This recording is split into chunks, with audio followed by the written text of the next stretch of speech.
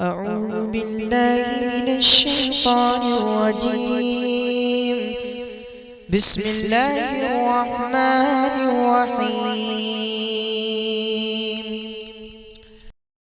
ऐसे माहौल में यहाँ के नौजवानों से मशवरे के बाद ये तय हुआ कि आज का जो ये प्रोग्राम है उस प्रोग्राम में जो पहला खिताब होगा वो इसी मौजू पे होगा, जिनसी बेराहरवी के नुकसानात असबाबो इलाज। जिनसी बेराहरवी नुकसानात असबाबो इलाज ये मौजू है। इसी मौजू पे इंशाअल्लाह हम और आप ये पहला खिताब सुनेंगे। मैं बड़े अदब के साथ गुजारिश कर रहा हूँ इस मौजू पर खिताब करने के लिए जनाब फज़ीलतुल शेख हज़रत मौलाना नियाज़ अहमद साहब सनाबिली हफ़िज़हुल्लाह दाई व मुबल्लिग मुंबई से आप तशरीफ लाएं और इस मौजू की वजाहत फरमाएं। जज़ाकुमुल्लाह खैर। अस्सलामु अलैकुम व रहमतुल्लाहि व बरकातुहू। बिस्मिल्लाहिर्रहमानिर्रहीम। अल्हम्दुलिल्लाहि रब्बिल आलमीन वस्सलातु वस्सलामु अला खैरि खल्क़िही मुहम्मद व अला आलिहि व सहबिही अजमईन व मन तबिअहुम बि इहसानिन इला यौमिद्दीन, अम्मा बाद। मोहतरम उलमाए किराम, दीनी मिली भाइयों, बुजुर्गों, नौजवान साथियों, अजीज बच्चों, और अगर मेरी आवाज़ पहुंच रही है तो इस्लामी माँ और बहनों, बहुत ही संजीदा मौजू पर खिताब करने का पाबंद किया गया है और इस मजलिस में बच्चे भी हैं, जवान भी हैं, बूढ़े भी हैं, औरतें भी हैं। कुछ बातें ऐसी भी आएंगी जो उम्मी तौर पर बहुत खुलकर नहीं बयान की जा सकती हैं, शर्म का पहलू रहता है,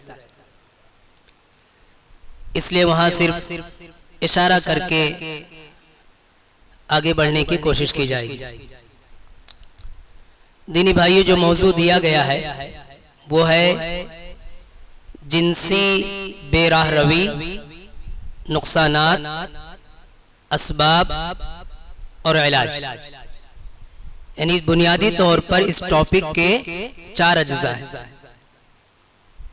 जिनसी बेराहरवी, नुकसानात, असबाब और इलाज। जितनी गौर से आप लोग समाअत करेंगे, सुनेंगे, समझने समझाने में उतनी ही आसानी होगी। आज अल्लाह की तौफीक से आप लोगों के दरमियान ये मैं दूसरी मर्तबा हाजिर हुआ। इससे पहले भी एक मर्तबा में आ चुका हूँ। किस मौजू पर बयान हुआ था? जी हाँ, अल्हम्दुलिल्लाह। यानी आप लोग अच्छा सुनते हैं और याद भी रखते हैं।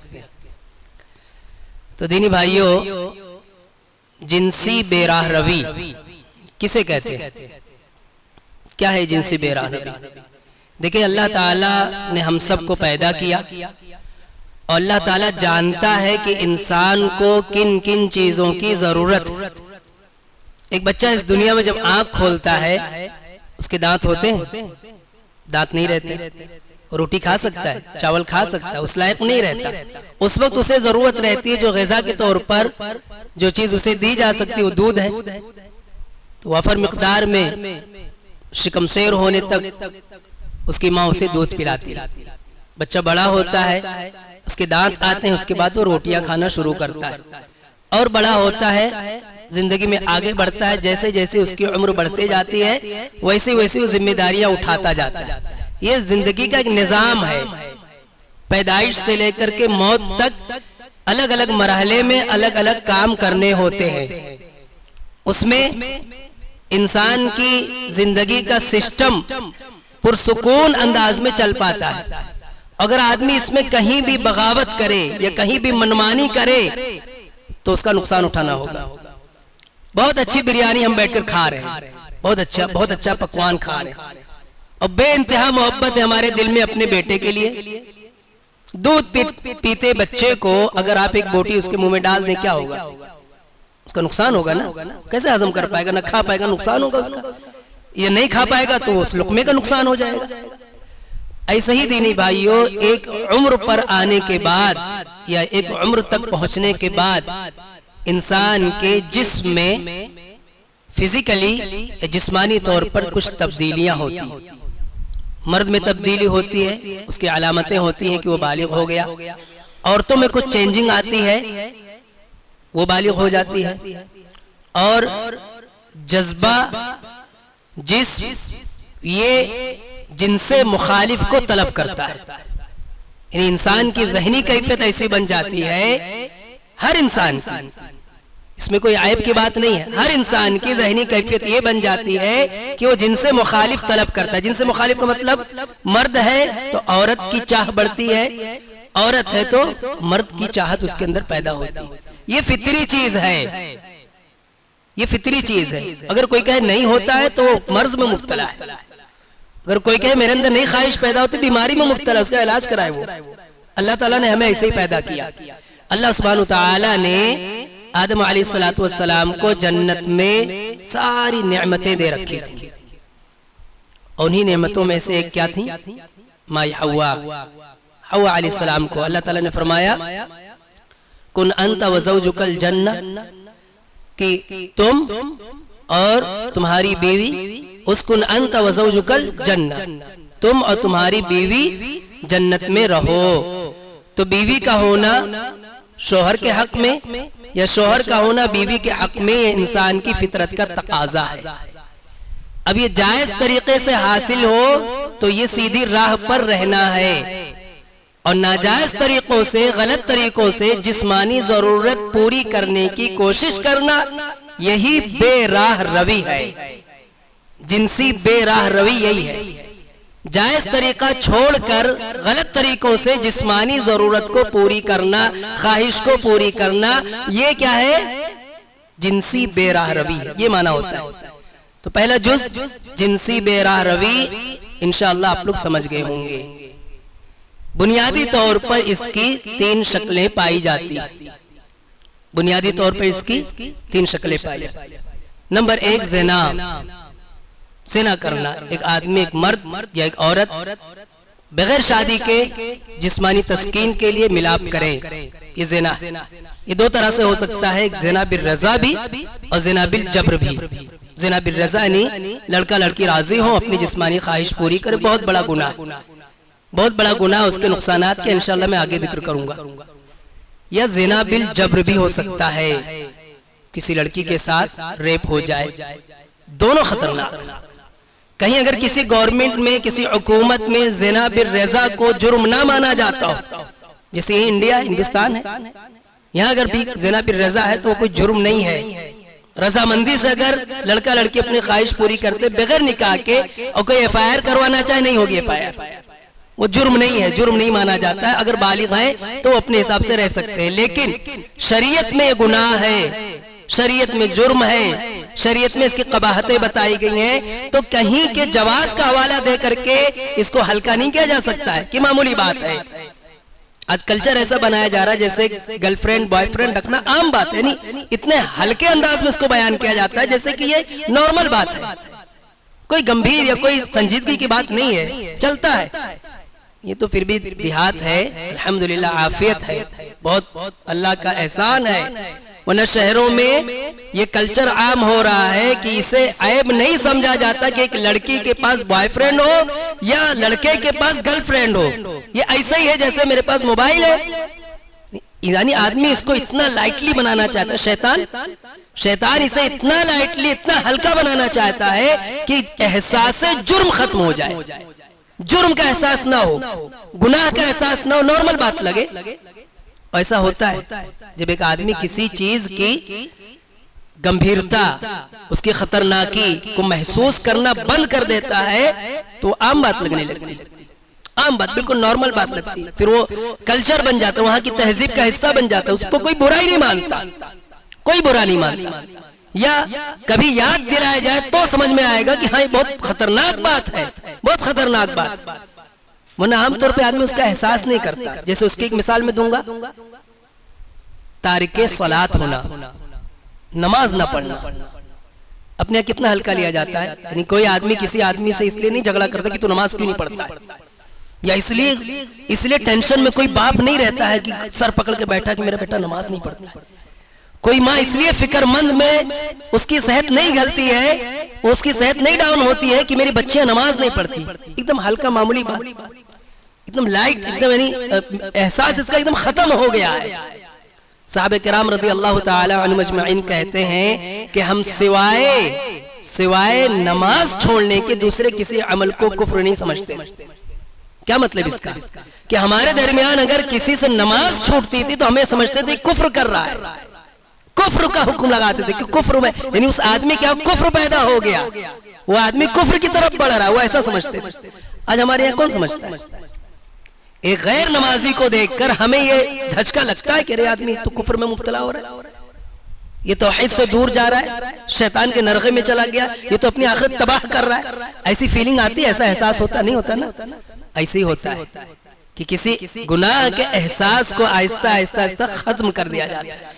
तो दीनी भाइयों, ये एक शैतान की बहुत अच्छी प्लानिंग कह लीजिए या उसकी एक साजिश कह लीजिए कि वो जिनसे मुखालिफ के मिलने को बहुत मामूली बना रहा है, बॉयफ्रेंड गर्लफ्रेंड रखना बहुत मामूली बना रहा है ताकि लोगों को उसका एहसास ना रह जाए। तो एक चीज है ज़िना बिल रज़ा, रज़ामंदी के साथ ज़िना करना, या ज़िना बिल जब्र, इसके भी खतरनाक नतीजे निकलते हैं। इसमें तो दुनिया वाले भी साथ नहीं देते, इसमें तो केस भी होता है, FIR भी होता है। कुछ सालों पहले दिल्ली का वाकया सुना होगा, फांसी की सजा हो गई उन लोगों को, और भी कहीं इस तरह के एक दुख के वाकया जब सुनने में आते हैं तो सजा होती है। इंडियन गवर्नमेंट भी सजा देती है, लेकिन ज़िना बिल रज़ा पे सजा नहीं होती।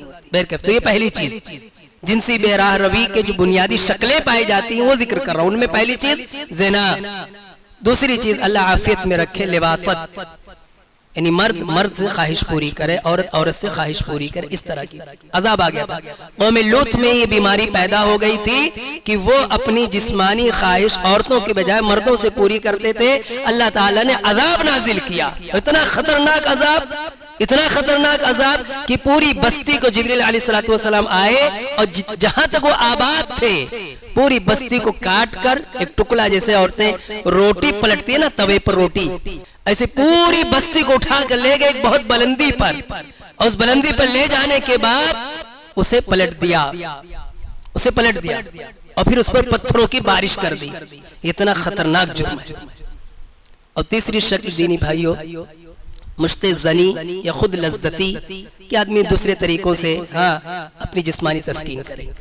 तो ये हुआ कि जिनसी बेराह रवी किसे कहते हैं, उसके चंद शक्लें उसकी मैंने आप लोगों के सामने अल्लाह की तौफीक से जिक्र की। इसमें लिवातत में एक चीज और आती है कि कभी किसी बच्चे का इस्तेहसाल किया जाए, इसलिए इस पर निगाह रखना चाहिए कि मेरा बच्चा अगर 6 साल का है तो उसके साथ ये 18 साल का लड़का क्यों घूमता है। मेरी बच्ची अगर 5 साल की है तो उसके साथ ये 15 साल का लड़का क्यों घूमता है। ये सब चीजें नजरअंदाज नहीं करनी चाहिए। माफ करना, किसी को बुरा ना लगे, ये नजरअंदाज करने वाली चीजें नहीं है, ये अलर्ट होने वाली चीज है। अल्लाह के नबी सल्लल्लाहु अलैहि वसल्लम ने फरमाया जब बच्चा 7 साल का हो जाए, सगे भाई बहन है लेकिन फिर भी उनका बिस्तर अलग कर दो। आपको अपने घर के अंदर कानून नाफिज करना है। एक चादर में दोनों नहीं सो सकते, और चादर ले आओ।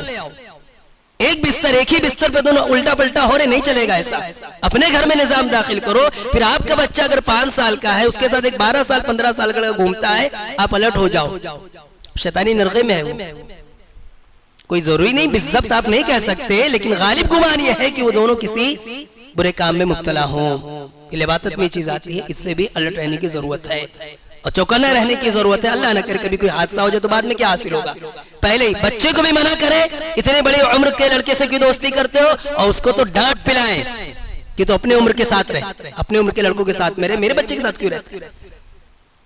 तो दीनी भाइयों, ये बेराह रवी की कुछ शक्लें, जिनसे बेराह रवी नुकसानात, इसके नुकसानात क्या हैं दलीलों के साथ जिक्र करूंगा तो 30 मिनट में बात पूरी नहीं होगी। मैं सरसरी तौर पे इसके नुकसानात पढ़ देता हूं ताकि हम सब का वक्त भी बचे और हम उन नुकसानात को समझ भी सकें। दीनी भाइयों, चाहे ज़िना आदमी करे, लिवातत में मुब्तला हो, खुद लज्जती में मुब्तला हो, या किसी भी तरह से अपनी हवस, अपनी जिस्मानी ख्वाहिश को पूरी करे, उसके यहाँ कुछ दुनियावी नुकसानात पैदा होंगे और कुछ उखरवी, यानी कुछ चीजें जो दुनिया में उसके ऊपर जाहिर होंगी और कुछ चीजें जिसकी सजा आखिरत में होगी। पहली चीज बेचैनी, बेचैनी, दिल में इत्मीनान नहीं रह जाएगा। आदमी ज़िना में मुब्तला हो, लिबादत में मुब्तला हो, किसी दूसरे गुनाह में मुब्तला हो, दिल पुरसुकून नहीं रह सकता। देखिए अल्लाह ताला ने हमें बनाया है और अल्लाह ताला जानता है कि हमारे अंदर सुकून कहां से आएगा, हमारा दिल मुतमईन कब रहेगा, पुरसुकून कब रहेगा। अला बिज़िक्रिल्लाहि तत्मइन्नुल कुलूब, सुनो अल्लाह के जिक्र से ही दिलों को इत्मीनान मिलेगा। जैसे इस मोबाइल को किसी ने बनाया, इसके फंक्शन, इसके काम करने का तरीका, किन चीजों से ये खराब होता है, इसका इल्म उसको है ना। ऐसे अल्लाह ताला ने हमें बनाया है। हमारे पार्ट्स ऑफ द बॉडी का खालिक कौन? अल्लाह। हमारा दिल बनाने वाला कौन? अल्लाह। अल्लाह ने बनाया। ये दिल मुतमईन होता है अल्लाह के जिक्र से, अल्लाह को ज़बानी याद करने से, अल्लाह के हुक्म पर अमल करने से, अल्लाह के दीन पर अमल करने से इसे इत्मीनान मिलता है। इसके बरखिलाफ आदमी चलेगा, उल्टी लाइन पे चलेगा, यानी ना जिक्र करता ना दीन पे चलने का जज्बा है, तो उस दिल के अंदर बेचैनी पैदा होगी। लज्जत तो मिल जाएगी वक्ती तौर पर, लेकिन दिल पुरसुकून नहीं रह सकता। एक नुकसान ये कि ऐसा आदमी ऐसे हैरान परेशान रहता है, हैरान परेशान रहता है। वक्ती तौर पे लज्जत मिल जाए लेकिन उसके दिल में सुकून और इत्मीनान नहीं रहता। एक नुकसान, चेहरे पर रौनक नहीं रह जाती, चेहरा धुआं धुआं रहता है। ऐसे इंसान का चेहरा धुआं धुआं रहता है। तीसरा नुकसान, समाज में वो नाकाबिल एतमाद हो जाता है। क्या मतलब नाकाबिल एतमाद? एक आदमी जिसके बारे में कोई जानता हो कि बदचलन लड़का है, बदचलन लड़का है, उसे कौन अपने घर आने देगा? हर आदमी चौकन्ना हो जाएगा कि ठीक लड़का नहीं। ये किसी को पता हो कि ये लड़की बदचलन है, बदकिरदार है, कौन उसे अपने घर की बहू बनाएगा? किसी के दिल में कोई भी शरीफुन नफ्स, एक अच्छी तबीयत का आदमी, बाखलाक आदमी तो गवारा नहीं कर पाएगा। तो बदएतमादी उसके अंदर, उस पर कोई एतमाद नहीं करते। ये भी नुकसानात हैं, दुनियावी नुकसान। मजीद इससे बढ़कर चूंकि शैतान उसे उस काम पर उसने आमादा कर दिया कि जो इतना घिनौना काम है कि उसको अंजाम देते वक्त अल्लाह के नबी सल्लल्लाहु अलैहि वसल्लम ने फरमाया कि उसके जिस्म से, उसके दिल से ईमान निकल जाता है। जिस वक्त आदमी ज़िना करता है उसके बॉडी में, उसके दिल में ईमान नहीं रह जाता, ईमान निकल जाता है। बाद में ज़िना से फारिग होता है तो उसके बाद ईमान वापस आए, क्योंकि वो बहर के अल्लाह को उसने इनकार नहीं किया तो बात अलग है, लेकिन ईमान उस हालत में उसके दिल में बाकी नहीं रह जाता है। तो ये क्या होता है? ऐसा आदमी दिन ब दिन गलत किस्म के कामों में बढ़ने लगता है, मुलविस होने लगता है, घटिया कामों में उसको मजा आने लगता है और घटिया कामों में उसकी जिंदगी सर्फ होने लगती है। ये भी नुकसानात हैं, जिंदगी बेमकसद हो जाती है। एक घटिया, एक जलील चीज के पीछे पड़ने से आदमी के अंदर जिल्लत ही आती है, फिर बेमकसद जिंदगी गुजारता है। समाज में कोई वैल्यू, कोई हैसियत नहीं रह जाती। लोग उसको शुको शुबहात की निगाह से देखते, कोई उसको अपने घर नहीं बुलाना चाहता। दोस्त अहबाब डरते हैं, दोस्त अहबाब को भी उससे डर लगने लगता है। ऐसा आदमी आहिस्ता आहिस्ता अलग होने लगता है समाज से। दीनी भाइयों, ये मौका होता तो सारी चीजें दलील से जिक्र की जाती, लेकिन सरसरी तौर पे ये बातें इसलिए बता रहा हूं ताकि मौजू पूरा हो सके। ऐसे एक नुकसान है आपसी दुश्मनी, आपस में दुश्मनी पैदा होती है। किसी को भी पता चले कि मेरी बेटी के पीछे फला शख्स पड़ा है, या किसी को पता चले कि मेरे बेटे के पीछे फला लड़की पड़ी है, तो कोई खुशी का मौका तो होता नहीं। एक गैरतमंद बाप ये कहां से बर्दाश्त कर पाएगा कि कोई उसकी लड़की को छेड़े या उसकी लड़की के कांटेक्ट में आना चाहे? कोई भी गैरतमंद बाप या गैरतमंद मां ये बर्दाश्त कर पाएगी? नहीं बर्दाश्त करेगी। कोई भाई बर्दाश्त कर पाएगा? नहीं बर्दाश्त करेगा। नतीजा क्या निकलेगा कि फिर उसके बाद दुश्मनियां बढ़ेंगी आपस में, तो मैं तकरार, लड़ाई झगड़े होंगे। ऐसे एक नुकसान क्या है कि कभी कभी इसी तरह के वाकयात कत्ल की वजह बनते हैं।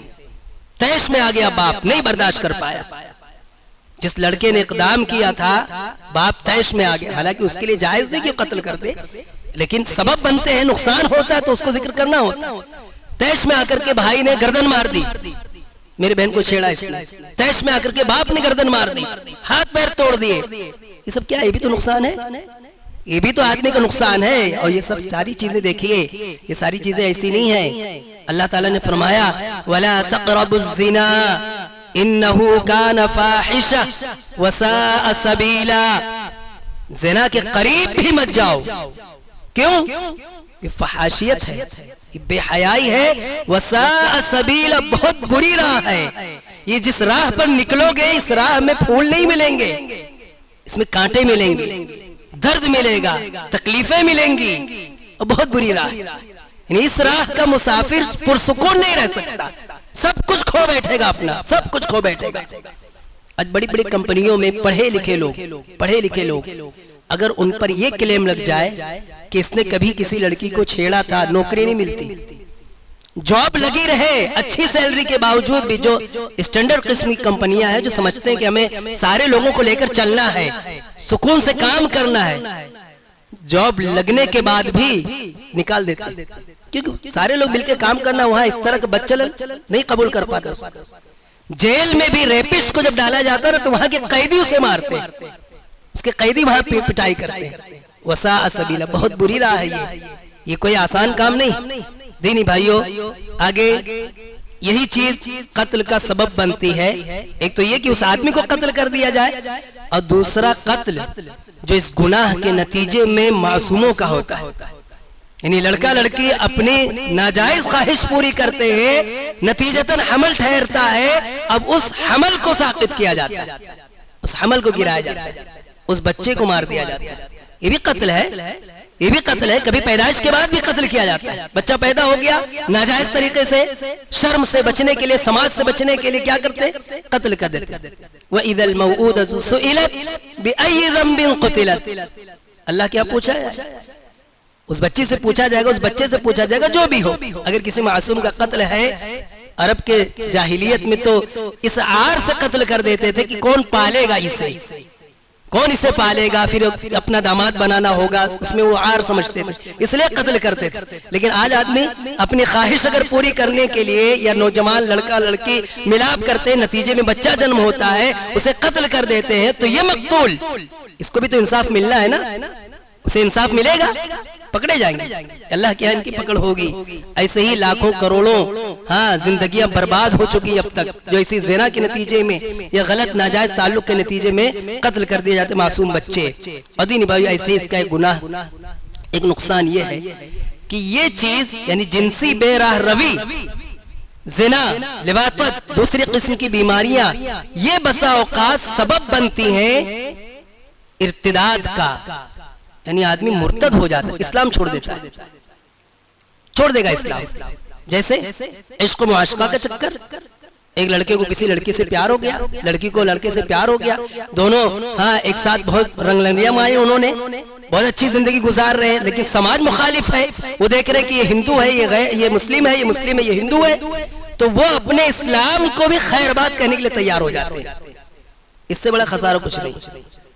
पीछे जो नुकसानात बताए गए थे वो तो इसके मुकाबले में छोटे थे, लेकिन ये सबसे बड़ा नुकसान है कि आदमी मुर्तद होने के लिए तैयार रहता है। किसी गैर मुस्लिम लड़की से अगर उसका प्रेम चक्कर चला, या वो मोहब्बत के जाल में फंस गया, और बताया जाता कि तुम्हारी शादी नहीं हो सकती जब तक वो मुसलमान ना हो जाए, आदमी कहता मैं अपना धर्म छोड़ देता हूँ, लेकिन उससे शादी करके रहूंगा। या कभी कभी इसका उल्टा होता है कि लड़की भाग जाती है उस लड़के के साथ में, अपने इस्लाम को चौपट करके, अपने धर्म को चौपट करके। दीनी भाइयों, क्या है ये क्या लोग इल्जाम लगाते हैं कि इस्लाम में लव जिहाद है, ये लव जिहाद की बात करते हैं। इस्लाम में तो ये ऐसी बात हो गई कि जिस गुनाह के करने तक पहुंचना तो दूर, उसके मबादियात, उसके मुकद्दमात पर भी बैंड है। इस्लाम में इस बात की भी इजाजत नहीं है कि किसी गैर महरम पर नजर पड़ने के बाद दोबारा देखे। इन्हें एक उचकती नजर पड़ गई जिसमें इरादा नहीं था, लेकिन फिर दोबारा देखे, इस बात की भी इजाजत नहीं, चाहे मुस्लिम हो चाहे गैर मुस्लिम हो। उस पर इल्जाम लगाया जाए, ऐसे मुसलमानों पर इल्जाम लगाया जाए कि ये जिहाद के नाम पर लव करते हैं, ये बहुत बड़ी इल्म से दूरी और इस्लाम दुश्मनी का नतीजा है। तो दीनी भाइयों, एक चीज ये कि मुर्तद हो जाता है। इसके अलावा उखरवी आदाब, आखिरत में दुनियावी सजाएं थी जो भी थी अब तक, या जो भी नुकसानात, आखिरत में अजाब क्या होगा। अल्लाह के नबी सल्लल्लाहु अलैहि वसल्लम मेराज के शब प्यारे नबी सल्लल्लाहु अलैहि वसल्लम ने बहुत सारी चीजें देखी, बहुत सारी चीजें अल्लाह के नबी सल्लल्लाहु अलैहि वसल्लम ने देखी। उसमें एक मौके पर अल्लाह के नबी ने देखा कि एक तंदूर नुमा, जैसे जिसमें रोटी बनती है तंदूर, ऐसे ही एक जगह देखी अल्लाह के नबी सल्लल्लाहु अलैहि वसल्लम ने कि वहां से आग निकल रही, दहकती हुई आग, और उस आग में कुछ नंगे इंसान, बरहना लोग, वो ऊपर की तरफ आ रहे हैं। ऐसा लगता है कि अभी वो बाहर आ जाएंगे, लेकिन दहाने तक पहुंचकर, उसके एकदम किनारे तक पहुंच करके वो लोग फिर से नीचे चले जाते हैं। अल्लाह के नबी सल्लल्लाहु अलैहि वसल्लम ने पूछा कि ये कौन है, यानी आग में जल रहे हैं इस तरह से और इस तरह से इन्हें सजा दी जा रही है, इनका जुर्म क्या है? अल्लाह के नबी सल्लल्लाहु अलैहि वसल्लम ने फरमाया, अल्लाह के नबी को बताया गया कि ये जानी लोग, ये ज़िना करते, यानी अपनी ख्वाहिश नाजायज तरीके से पूरी करते, उसकी सजा है ये। इसके अलावा भी हदीस में बहुत सारी सजाओं का जिक्र है, मैं मुख्तसर करता हूँ। उसमें एक ये है कि अल्लाह ताला नजर रहमत से देखेगा नहीं, अल्लाह ताला बात नहीं करेगा, उनका मसला नहीं हल करेगा। खास तौर पे बूढ़े शख्स के बारे में आया कि अगर बूढ़ा आदमी ज़िना में मुब्तला पाया जाता है, बूढ़ा शख्स, अब बूढ़ा अपने यहाँ देखिए, बूढ़ा भी क्या समझते हैं, बूढ़ा समझते हैं सफेद बाल हो गया है, सफेद दाढ़ी हो गई है तो उसको बूढ़ा गिरदान देते हैं। कोई जरूरी नहीं कि बूढ़ा हो गया हो, कोई जरूरी नहीं कि ऐसा आदमी बूढ़ा हो गया हो, लेकिन वो आदमी जो ख्वाहिश है उसके अंदर बाकी और ताकत रखता है, जिस्मानी जरूरत महसूस करता है, पाक दामनी के लिए निकाह कर ले, वो निकाह कर ले।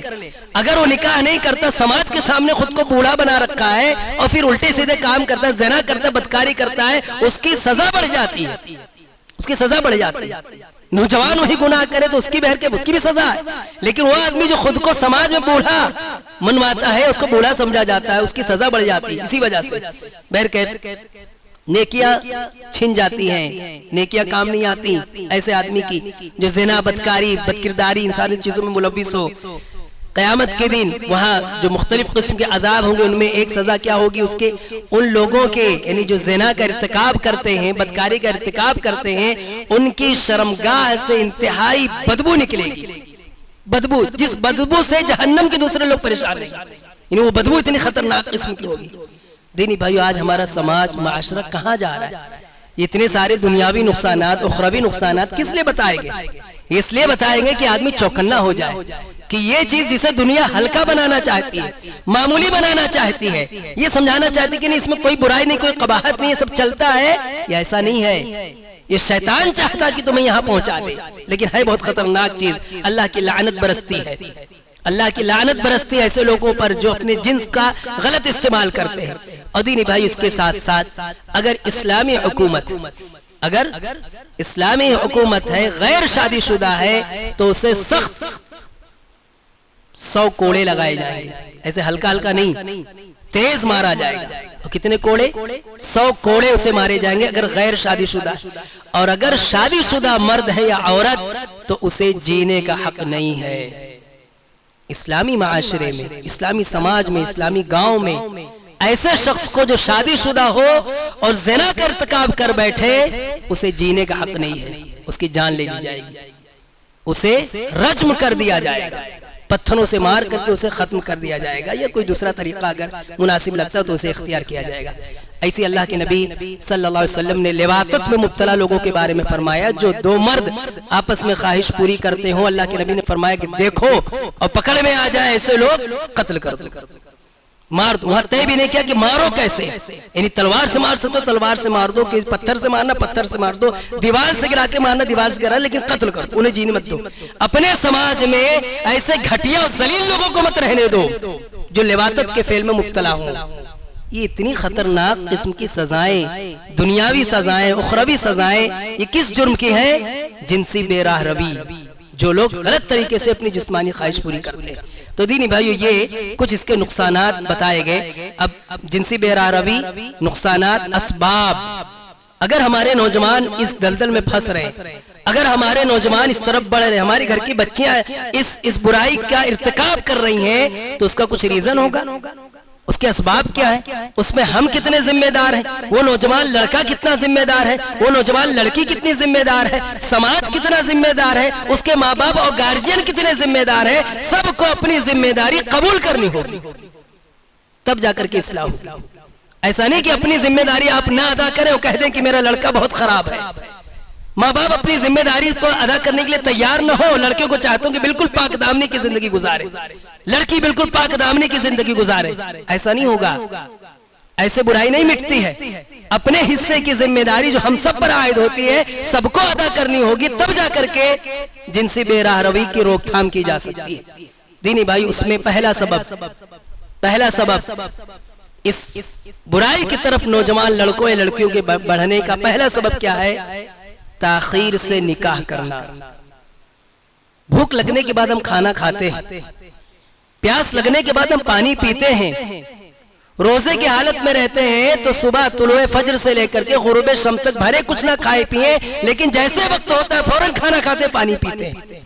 मर नहीं जाएंगे, मौत नहीं आ जाएगी, लेकिन फिर भी प्यास की शिद्दत और भूख की तलब हमें खाने पे मजबूर करती है। हम जानते हैं कि फिर भी 12 घंटा ना खाए तो भी जी सकते हैं, लेकिन बात ये नहीं है ना। बात ये कि जब जायज है तो क्या, जब रहनुमाई की अल्लाह के नबी ने कि उम्मत खैर में रहेगी, जब इफ्तार में जल्दी करेगी तो हम करते हैं, अमल करते हैं। ऐसे ही ये जिस्मानी भूख होती है, ये जिस्मानी भूख होती है। एक लड़की में पैदा हो, एक लड़के में पैदा हो, वो जिस्मानी भूख है, कैसे मिटेगी वो? अगर आप जायज तरीका उनके सामने नहीं रखोगे कैसे मिटेगी? फिर यहां वहां से मिटाएंगे। तो इसके सबसे बड़े जिम्मेदार तो माँ बाप है, सबसे बड़े जिम्मेदार माँ बाप है। मैं अपने माहौल के हिसाब से बात कर रहा हूँ, क्योंकि यहाँ यूपी में ये कल्चर नहीं है कि लड़का खुद से जाके शादी कर ले। ये कल्चर कहाँ पाया जाता है? यहाँ तो नहीं है, अरबों में होगा वहाँ। हालांकि लड़का अगर खुद से निकाह करना चाहे तो कर सकता है, लड़की नहीं कर सकती, लेकिन लड़का कर सकता है। मैं अकेला कहीं जाऊं किसी बस्ते में, किसी को कहूं कि मैं भाई निकाह करना चाहता हूं, तो मुझे जरूरत नहीं कि मैं अपने बाप को बुलाऊं, मैं अपने अब्बू जी को बुलाऊं, नहीं जरूरत मुझे। लेकिन जहां हमारा ये समाज है कि शादी माँ बाप ही करवाते हैं, यह घर खानदान के लोग ही करवाते हैं, अच्छी चीज है, उसमें बहुत फवाइद है, बहुत सारी चीजें देखनी होती है, तजर्बात रहते हैं, बड़ों की दुआएं शामिल रहती हैं। कल्चर खराब नहीं है, मैं इसकी मुखालिफत नहीं कर रहा हूँ, लेकिन अगर इस कल्चर की वजह से शरीयत की मुखालिफत होने लगे तो ऐसे कल्चर को खत्म करना चाहिए। क्या कल्चर है ये? एक लड़का बालिग होता है, 18 साल 20 साल की उम्र में जवान हो जाता है, शादी के लायक हो जाता है, ठीक है, गवर्नमेंट की तरफ से हमें पाबंदी कि 21 साल से पहले शादी नहीं कर सकते, लेकिन 21 साल का पूरा तब तो करो, तब क्यों नहीं करते? शरीयत का भी मुतालबा है कि शादी करो, गवर्नमेंट ने भी इजाजत दे रखी है शादी करो, फिर क्यों नहीं करते भाई? फिर अगर वो लड़का कहीं किसी गुनाह में मुलविस होता तो खाली वो उसका गुनहगार है, माँ बाप नहीं गुनहगार, माँ बाप की पकड़ नहीं होगी, माँ बाप की पकड़ नहीं होगी, समाज नहीं उसका जिम्मेदार, सब जिम्मेदार है, सब जिम्मेदार है। क्यों जिम्मेदार है? इसलिए जिम्मेदार है कि वो लड़का अगर खुद से कहीं जाके निकाह करे तो आपका समाज उसे बेशर्मी और बेहयाई का लेवल दे देगा। अगर वो लड़का खुद से जाके कहीं निकाह कर ले तो लोग उसको खुशी और इज्जत की निगाह से नहीं देखते। तो जो तुमने समाज बना रखा ये शरई समाज नहीं है। 21 साल का लड़का हो जाए और लड़की की जो उम्र गवर्नमेंट ने तय की 18 साल की हो जाए, उसके बाद आपके लिए गुंजाइश नहीं है कि आप उसकी शादी ना करें। अगर आप जिम्मेदार है, वाकई जिम्मेदार है, खैरख्वाह है अपने बच्चों के, अपने बच्चियों के, तो उनका निकाह करवाओ। देखिए अपने यहाँ तो मसला यह है कि निकाह में ताखीर के भी असबाब पाए जाते हैं, निकाह क्यों ना हो उसके भी असबाब पाए जाते हैं। एक सबब क्या है, यहाँ का मुझे इल्म नहीं, जहेज चलता है यहाँ भी, हाँ यहाँ के लोग भी जहेज लेते हैं। एक बड़ा सबब ये है कि मोटा जहेज जब तक नहीं मिलेगा ये लड़का कैसे बेच दूं, इसे तो उससे बेचूंगा जो उसकी अच्छी कीमत लगाए, तो मुझे बेचना है, उसकी जब अच्छी कीमत मिलेगी तभी बेचूंगा, उससे पहले चाहे जितनी इज्जत लूटे, मुझे क्या करना है, मुझे क्या करना है? कितनी लड़कियों की इज्जत खराब करे, गुनाह करे, दुनिया में बेइज्जत हो, जिल्लत में मुब्तला हो जाए, हाँ आखिरत में आग में झोंका जाए, मुझे क्या करना है? मुझे तो अच्छी कीमत मिलेगी तब बेचूंगा। एक सबब ये पाया जाता है। अच्छा देखिए इस मामले में भी शैतान ने यही किया है कि इसको लाइट कर दिया। जैसे मैंने भी मिसाल दी, नमाज को बहुत हल्का बना दिया, इसको भी एकदम हल्का इतना हल्का बना दिया है कि कोई मौलवी साहब अगर बहुत शिद्दत से बोले तो बोले अरे क्या कह रहे थे, ये भी कोई टॉपिक है बात करने, यानी वो भी गिरा गुजरता है, आदमी सुन नहीं पाता है, बर्दाश्त नहीं कर पाता कि क्या बोलने भाई, ये तो मौलवी लोग भी लेते हैं। क्या कहेंगे वहां पर? अरे बड़े बड़े मौलवी लोग भी लेते हैं भाई, बड़े बड़े मौलवी के कब्र में जाओगी, ये उनके साथ तुम्हारा हिसाब किताब होगा। उस दिन तो जिस माँ ने जन्म दिया वो भी माँ भागेगी। यौम यफ़िर्रुल मर्उ मिन अख़ीहि व उम्मिही व अबीही, आदमी अपने माँ को देख के भागेगा, बाप को देख के भागेगा, तो मौलवी का हवाला क्या देते हो? तो दीनी भाइयों, ताख़ीर निकाह का एक सबब क्या है? एक सबब क्या है? यही माल की लालच, हवस, हिर्स। बच्चे को जरूरत है जिस्मानी ख्वाहिश जायज तरीके से पूरे करने की, लेकिन बाप की जरूरत बढ़ करके है। बाप की जरूरत है मोटी मोटी गड्डियां मिले, मोटी मोटी गड्डियां मिले, नहीं मिलेगी तो क्या होता? मेरी लड़की किसी के साथ भाग जाए, कुछ ज़िना कर ले, क्या फर्क पड़ता है उससे? ये लड़का कर ले, क्या फर्क पड़ता है? अपने को पैसा चाहिए।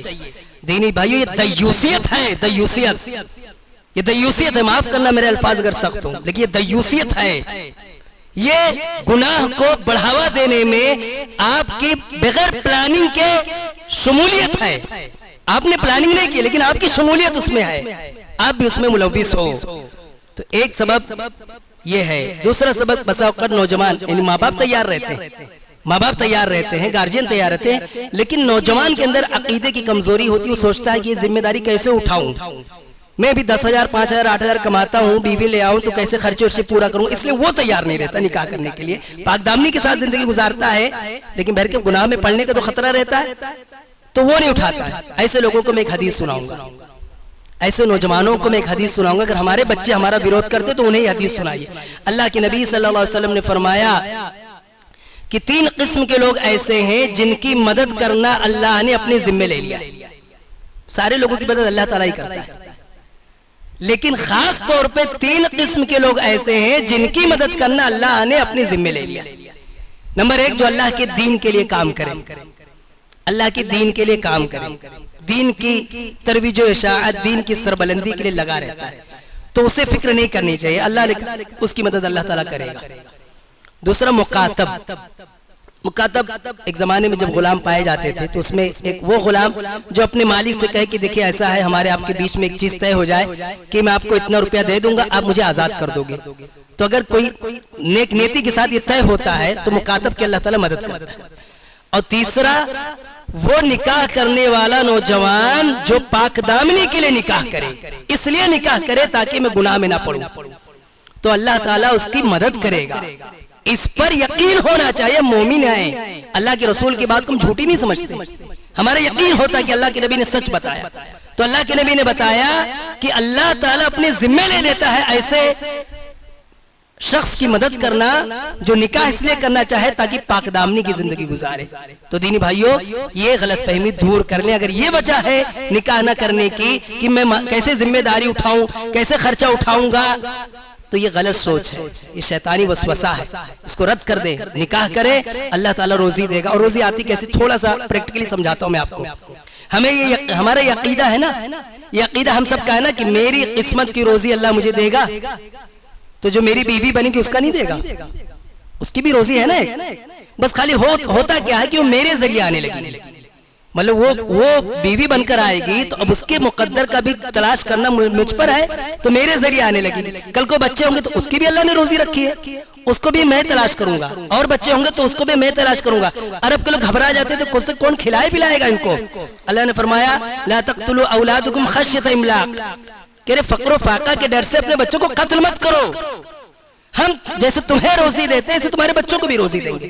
तुम्हें रोजी देते हैं, प्रैक्टिकल है ना, तुम तो देख रहे हो ना, ये तो तुम देख रहे हो कि तुम्हें रोजी मिल रही है। तो जैसे तुम्हें रोजी दे रहे हैं, तुम भी किसी के बेटे हो, उस बाप ने सोच लिया होता तो तुम्हें कत्ल कर देता, लेकिन तुम्हें रोजी मिल रही है, ऐसे तुम्हारे बच्चों को भी रोजी मिलेगी। तो दीनी भाइयों, नौजवानों, खास तौर पर नौजवानों से गुजारिश है, रिज्क के मामले में बेखौफ रहो, बेखौफ। हम नहीं सोच सकते कि रोजी कहां से आएगी, कभी डरने की, घबराने की जरूरत नहीं है, कोई भी हो। हजरत यूसुफ अलैहिस्सलातु वस्सलाम के भाइयों ने उनके खिलाफ साजिश करके उन्हें जान से मारने के लिए कुएं में डाल दिया। अल्लाह को मुकद्दर था उन्हें ताज देना, उन्हें तख्तो ताज देना। एक वक्त आया अल्लाह ताला ने उन्हें ऐसी मिल्कियत अता की कि वो अनाज बांट रहे हैं कई लोगों को। तो ये तकदीर है, जिंदगी में अगर है कुछ लिखी मिलकर रहेगी, उसके लिए बेखौफ निडर रहो। ऐसी दीनी भाइयों, ये पहला सबब बता रहा था, निकाह से ताखीर, ये पहला सबब है जिनसी बेरारवी का। फिर निकाह की ताखीर के कुछ असबाब है, वो मुस्तकिल मौजू नहीं, इसलिए उस तरफ नहीं जाना चाहता। बहरकैफ दूसरी वजह जिनसी बेरारवी की दूसरी वजह इख्तिलात मर्दोजन, यानी लड़का लड़की का मिलना। अब इसमें कुछ चीजें ऐसी हैं जहां मिलना हम समझते हैं कि नागुज़ीर है, ये ऐसी माहौल ऐसा बना हुआ, जैसे स्कूल भेज रहे हैं तो लड़का लड़की मिलेंगे, कॉलेज जा रहे हैं मिलेंगे, जॉब की कुछ जगह वहां मिलेंगे। हत्तल इम्कान कोशिश की जाए कि ना मिले। अगर हम बच्चों को स्कूल में डाल रहे हैं, ऐसी स्कूल तलाश करें जहां लड़कियों का अलग नज्म हो, लड़कों का अलग नज्म हो। कॉलेज भेज रहे हैं, ऐसे कॉलेज तलाश करें जहां लड़कों का अलग नज्म हो, लड़कियों का अलग नज्म हो। कोई दूसरा मौका हो जहां जाना ही पड़े तो अलग इंतजाम हो, ये कोशिश करें। वरना जब मर्द और औरत इकट्ठा होते हैं तो शैतान को मौका मिलता है काम करने का। इसीलिए अल्लाह के नबी ने मना किया कि तन्हाई में एक मर्द एक औरत एक साथ ना बैठे। क्यों? तीसरा उसमें शैतान शामिल हो जाएगा।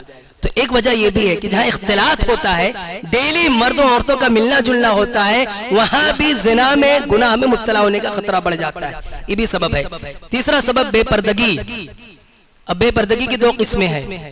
एक बेपर्दगी वो जो साफ मना करती हैं औरतें कि हमें पर्दा नहीं करना, हिजाब नहीं करना, और कुछ लोग ये कहते हैं कि हिजाब करना है, लेकिन उनका हिजाब भी ऐसा होता है कि उसको भी हिजाब की जरूरत होती है। उनका पर्दा ऐसा होता कि उस पर्दे को भी पर्दे की जरूरत रहती है, इतना बारीक कि फिर भी वो ज़ेब ज़ीनत जाहिर हो, इतना टाइट कि वो सारी चीजें समझ में आती हो। अल्लाह ताला तौफीक दे, दिल में खौफ पैदा करे हमारी माँ और बहनों की।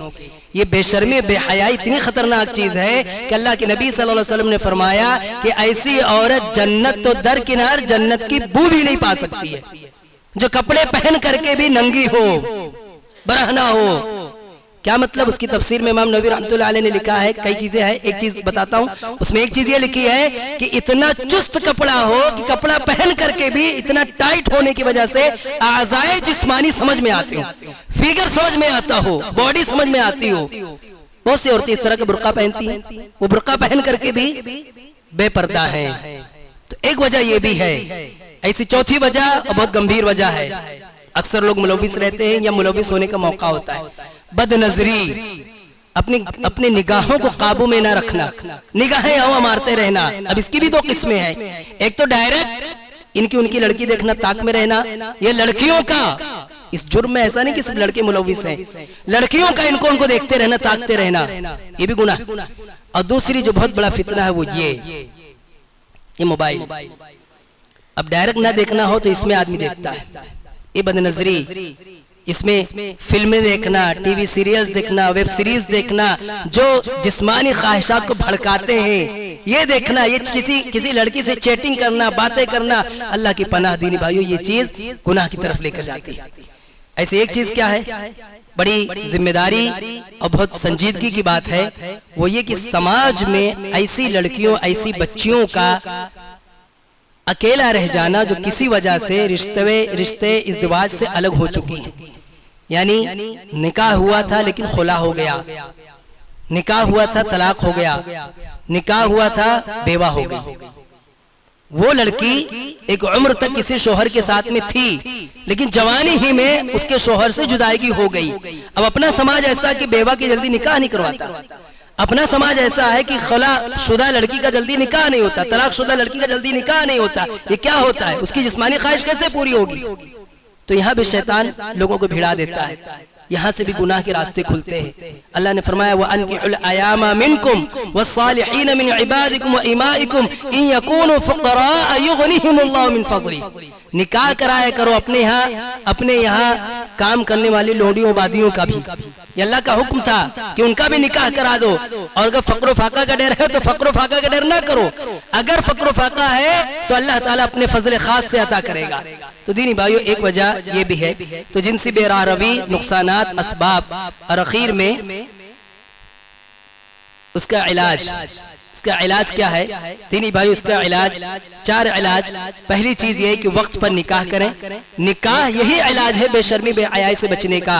अल्लाह के नबी सल्लल्लाहु अलैहि वसल्लम ने फरमाया या मअशर शबाब मन इस्तताअ मिनकुमुल बाअ फल्यतज़व्वज फ़इन्नहु अग़स्सु लिलबसर व अहसनु लिलफ़रज।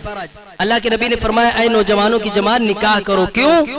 फ़इन्नहु अग़स्सु लिलबसर व अहसनु लिलफ़रज।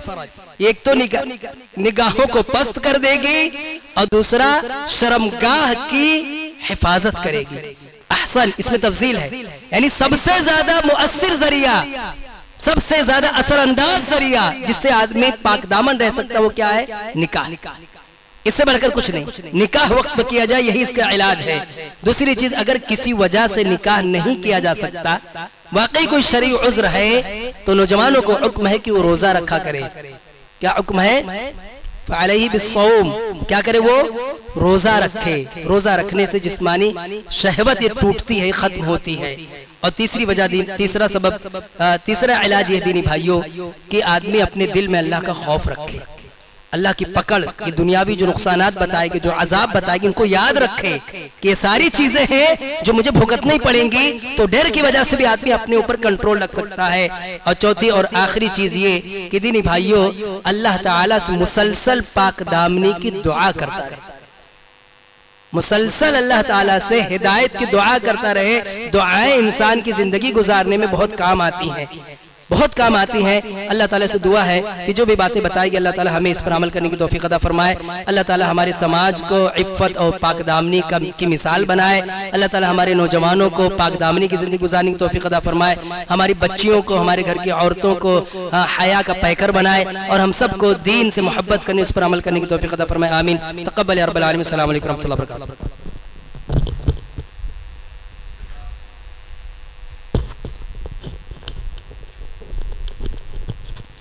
जज़ाकुमुल्लाह।